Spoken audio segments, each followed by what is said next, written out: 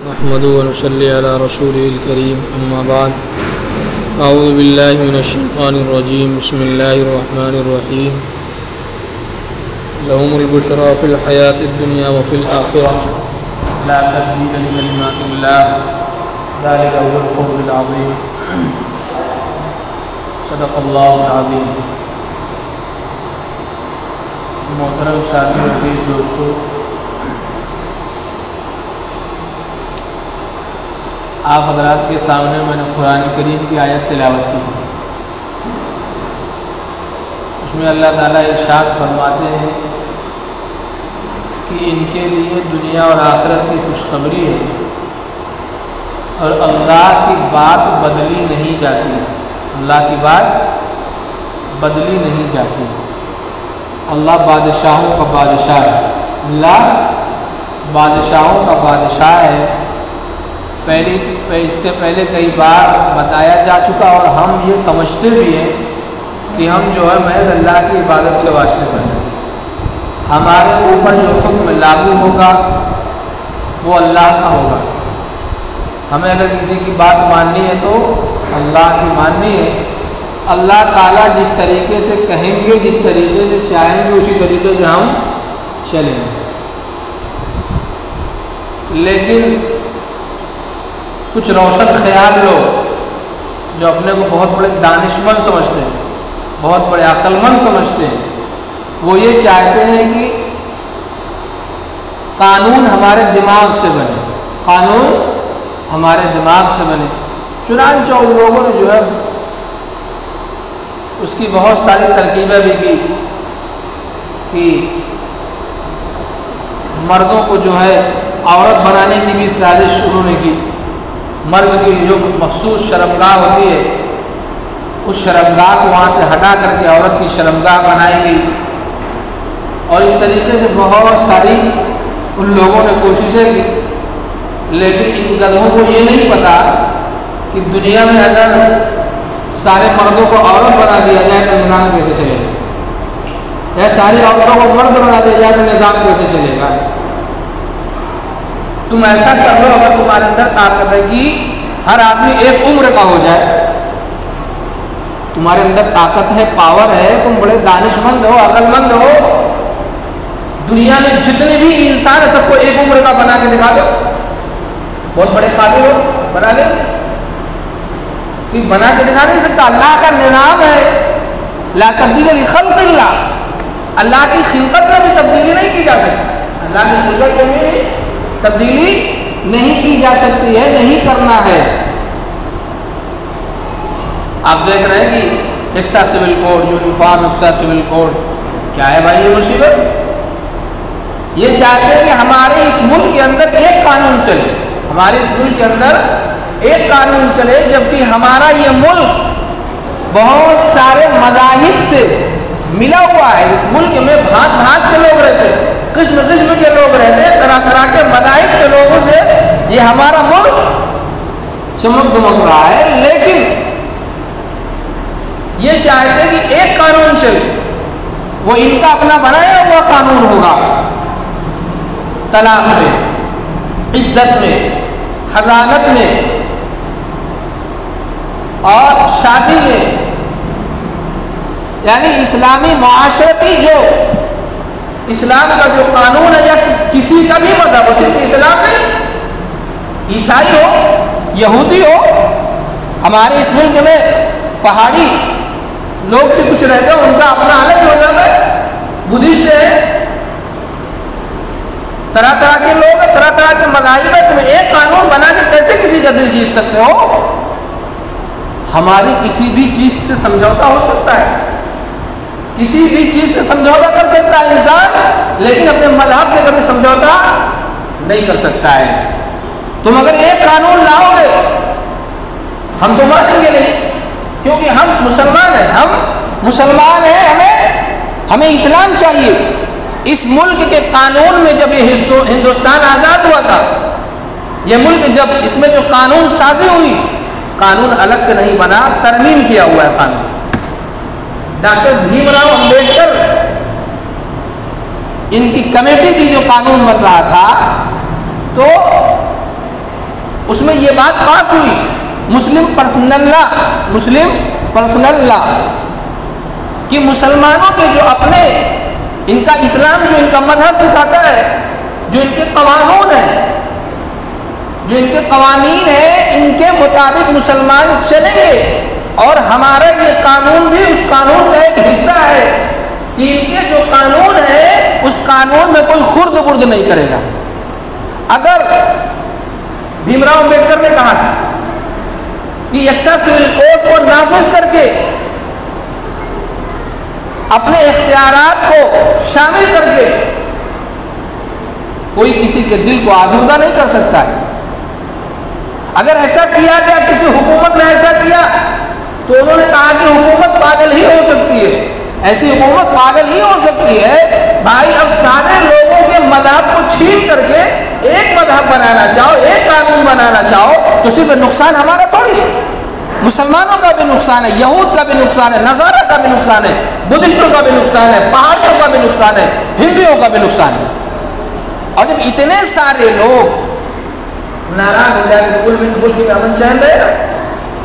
جب سارے ملک کے مذاہب میں خلط ملط ہو جائے گا تو کوئی امن چین سے رہے گا؟ اس ملک میں آپ کو امن نظر آئے گا؟ معلوم یہ ہوا کہ یہ سب سول کوڈ کو نافذ کر کے تم امن کا خون کرنا چاہتے ہو، امن و سلامتی کا خون کرنا چاہتے ہو، تم امن نہیں چاہتے۔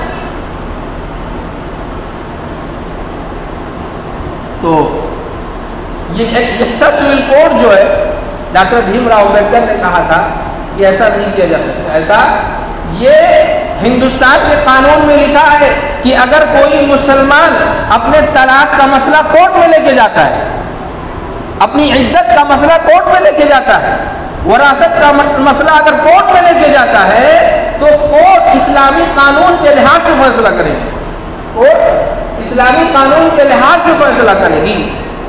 یہ لوگ کہتے ہیں کہ عورتوں کو برابر کا درجہ دیا جائے، عورتوں کا ان کو برابری کا درجہ دیا جائے۔ اگر مرد کو طلاق کا حق ہے تو عورت کو کیوں نہیں؟ اگر مرد کو طلاق کا حق ہے تو عورت کو کیوں نہیں ہے؟ یاد رکھیے، اگر طلاق کا حق آپ عورت کو دے دیں گے تو جتنے شادی شدہ مرد سب عدت میں ہوں گے۔ آج آپ قانون نافذ کر دیجئے کہ عورت کو بھی طلاق کا حق رہے گا، اگلی جمعہ کو سب لوگ عدت میں رہیں گے۔ تو اللہ نے جو نظام بنایا ہے اس میں اگر آپ چاہیں آگے پیچھے کر دیں تو معاملہ بالکل خراب ہو جائے گا۔ وراثت کا مسئلہ ہے، یکساں سول کوڈ جب نافذ ہو جائے گا تو مرد کو ڈبل حصہ ملتا ہے، عورت کو اس کا آدھا ملتا ہے، مرد کو ڈبل ملتا ہے، عورت کو اس کا آدھا ملتا ہے۔ یہ شریعت کا قانون ہے۔ اور یاد رکھیے، اگر ہم یکساں سول کوڈ کو تسلیم کرتے ہیں تو سارے مسلمانوں کی اسلام پر حملہ ہے۔ کیوں بھائی؟ اس لیے ہم شریعت کو مانتے ہیں۔ اگر ہم یکساں سول کوڈ کو مانیں گے گویا کہ ہم اسلام کے قانون کو، قرآن کے قانون کو، حدیث کے قانون کا انکار کر رہے ہیں۔ تو وہ نا بھائی، کیونکہ برابری کا درجہ قرآن نہیں دیتا، اسلام نہیں دیتا ہے، تو ہم اس کا انکار کریں گے، گویا کہ ہم انکار کر رہے ہیں۔ در پردہ سازش ہے مسلمانوں کو مذہب کو تبدیل کرنے کی۔ اچھا ایک بات یاد رکھیے، یہ وہ لاگو نہیں کر رہے ہیں، گویا کہ ہم اس کو لاگو کر رہے ہیں۔ یہ یکساں سول کوڈ انہوں نے نہیں، بات تو زمانے سے چل رہی ہے، لیکن یہ ہم لاگو کر رہے ہیں۔ پوچھئے کیسے؟ ہم اپنے طلاق کا مسئلہ لے کے جاتے ہیں کہ نہیں کورٹ میں؟ ارے اپنے طلاق کا مسئلہ کورٹ میں لے کے جاتے ہیں کہ نہیں؟ جب ہم اسلام کے قانون کو اپنے اوپر نافذ نہیں کرنا چاہیں گے، جب ہم اپنے اوپر اسلام کے مذہب کو نافذ نہیں کرنا چاہیں گے تو اللہ دوسرے قانون کا ہمیں غلام بنا دے گا، اللہ دوسرے قانون کا ہمیں غلام بنا دے گا۔ ہم قانون پر ہمیں عمل کرنا نہیں ہے، ہمیں تو بس آواز اٹھانی ہے کہ قانون دوسرا ہمارے اوپر لاگو کیوں کیا جا رہا ہے۔ لاگو ہو تب بھی، نہ لاگو ہو تب بھی ہمیں عمل تو کرنا نہیں۔ اس لیے میرے مسلمانوں، ایمان والے بھائیوں، اللہ کے دربار میں حاضر ہو کر کے توبہ کریے کہ اے اللہ، ہم نے قرآن کے قانون کو ٹھکرایا، ہمیں معاف کر دیجیے۔ آپ ہمارے اوپر غیر قانون کو مسلط کر رہے ہیں اسی وجہ سے کہ ہم نے آپ کے قانون کو ٹھکرا دیا۔ جب اللہ کی غلامی سے ہی ایمان والا یہ بندہ اللہ کی غلامی سے نکلے گا تو اللہ انسانوں کا ہی اسے غلام بنا دے گا، اللہ انسانوں کا ہی اسے غلام بنا دے گا۔ جب تم کسی شہنشاہ کی، اس بادشاہوں کے بادشاہ کی غلامی پسند نہیں کرو گے تو اللہ غلام کا ہی غلام بنا دے گا، اللہ غلام کا ہی غلام بنا دے گا۔ میرے عزیز ساتھیوں، ہمیں اسلام کے قانون پر عمل کرنا ہے، اور یہ جو قانون ملک کے اندر لا رہے ہیں، اس قانون کی ہمیں آواز اٹھانا ہے کہ ہمیں یہ تسلیم نہیں ہے، ہمیں یہ تسلیم نہیں ہے، ہم اسلام پر عمل کرنا چاہتے ہیں۔ یہ ملک جو ہے چمک دمک رہا تھا ہزاروں سال سے، اس ملک پر 1000 سال حکومت کیا ہے، کئی ہزار کئی سو سال تک مسلم بادشاہوں نے حکومت کیا ہے۔ یہ نالائق، یہ کمینے یہ کہہ رہے ہیں کہ مسلم بادشاہوں نے ظلم کیا ہے۔ خدا کی قسم، اگر مسلم بادشاہ چاہتے تو پورے ملک سے غیر مسلموں کو ختم کر دیتے، مندروں کا نام و نشان نہیں ہوتا، ایک ایسا قانون نافذ کر دیتے کہ غیر مسلم، ہندو یا کسی بھی مذہب کا اس ملک ہندوستان میں قدم نہیں رکھ سکتا، جبکہ پورے ملک میں شاہی حکومت تھی، شاہی بادشاہ جو حکم کر دیتا ہو جاتا، لیکن مسلمانوں نے سب کا بھرم رکھا، مسلم بادشاہوں نے سب کا بھرم رکھا۔ اورنگزیب عالمگیر کا نام لینا جرم ہو گیا اس ملک ہندوستان میں۔ ہم نے سنا کہ کہیں کسی نے اورنگزیب عالمگیر کی تعریف کر دی، خدا کی قسم اورنگزیب عالمگیر ایسا بادشاہ تھا، وہ تعریف کے لائق تھا، کسی جگہ ان کی تعریف کر دی گئی، ان کو قید کر دیا گیا، ان کو اوپر ان کو مجرم بنا دیا گیا کہ اورنگزیب کا نام تم نے کیسے لے لیا۔ تاریخ اٹھا کر کے دیکھو، سچی تاریخ، آج بھی تاریخ گواہ ہے، اورنگزیب عالمگیر نے مندریں تعمیر کروائی ہیں اس ملک کے امن آشتی کو برقرار رکھنے کے لیے، پیار و محبت کو، تہذیب و تمدن کو برقرار رکھنے کے لیے۔ کوئی تاریخ بتا دے کہ اورنگزیب عالمگیر نے کسی کافر پر ظلم کیا ہو؟ اورنگزیب عالمگیر نے مندر گروائی ہے، تاریخ گواہ ہے، لیکن وہ مندر نہیں تھی۔ تم تاریخ اٹھا کر کے دیکھو، ذرا اچھی نگاہ سے دیکھو، وہ مندر نہیں تھی، وہ اڈا تھا، وہاں کڈنیپ کر کے بچیوں کو، نوجوان دوشیزاؤں کو لے جا کر کے وہاں رکھا جاتا تھا، ان کے ساتھ بلاکار کیا جاتا تھا، اور بہت سارے کام وہاں پر ہوتے تھے۔ تو اورنگزیب عالمگیر اگر مسجد میں ہوتی تو اس کو بھی گروا دیتے، مندر نہیں، اگر وہ جگہ مسجد بھی ہوتی اس کو بھی گروا دیتے، اگر وہ جگہ خانقاہ ہوتی اس کو بھی گروا دیتے، اگر وہ کسی مدرسے کے نام سے موسوم ہوتی اس کو بھی گروا دیتے۔ اورنگزیب عالمگیر نے ظلم نہیں کیا ہے، اورنگزیب عالمگیر نے بھرشٹاچار کو ختم کیا ہے، ظلم کو ختم کیا ہے، زنا کو ختم کیا تھا، اور برائیوں کی جڑیں کاٹی تھی، اور سب کے ساتھ انصاف کا معاملہ کیا تھا۔ اس لیے میرے بھائیوں، ہم اپنے سینے کو سامنے کر کے یہ کہتے ہیں، ہمیں ایک سا سول کوڈ،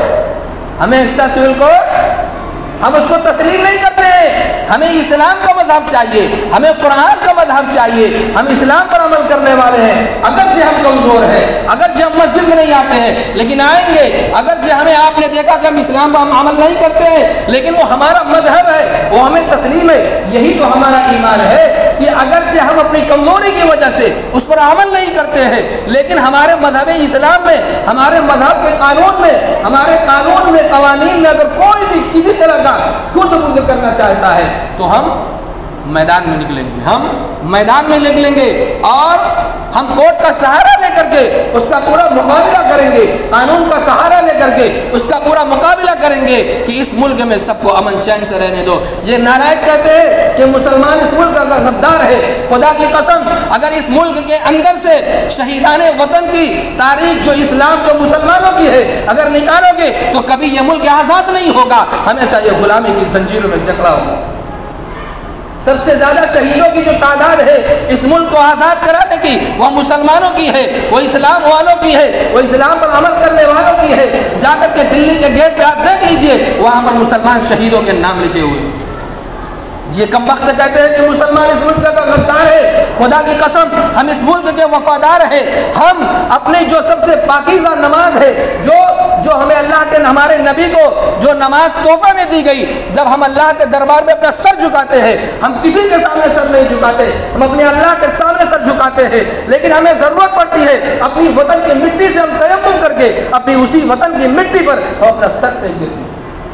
ہم ملک کے غدار ہیں، نالائق ہو، ملک کے غدار تم ہو، ملک کے امن کو تم ختم کرنا چاہتے ہو، تم ملک کے غدار ہو، تم ملک کے امن کو خون کرنا چاہتے ہو، تم ملک کے امن کو ختم کرنا چاہتے ہو، تم ملک کی سلامتی نہیں چاہتے۔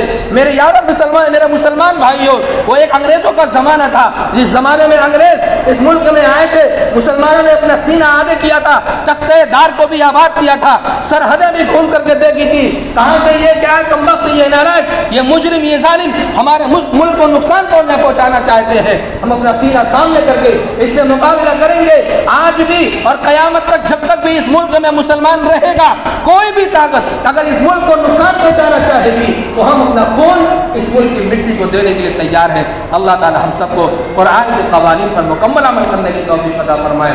وآخر دعوانا الحمدللہ۔